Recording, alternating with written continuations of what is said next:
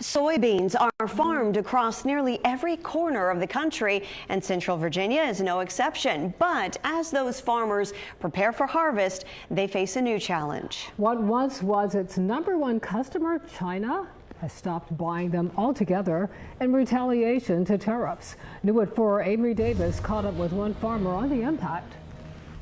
In a typical year, more than half of American soybeans would be exported. But until a trade agreement happens between the U.S. and China, farmers like the ones here in Orange County will have to figure out other places to send them.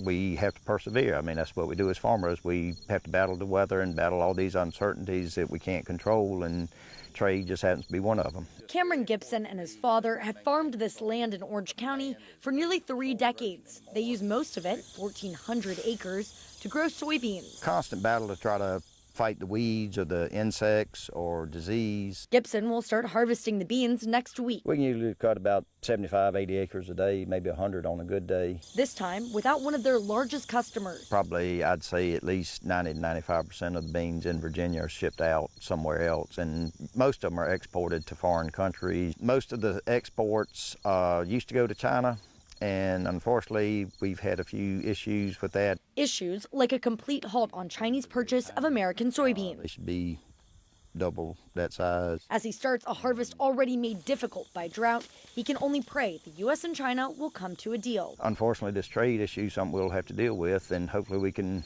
make it through it, and we've weathered tough storms, so we'll just have to keep going. Until then, farmers will have to rely on other buyers. We still have Mexico, we've got Egypt, we've got Colombia, we've got Thailand, we've got Indonesia, we have Vietnam, Japan, Taiwan. The list just goes on. Terry Ripan knows a thing about international trade. He's an economist at UVA's Weldon Cooper Center.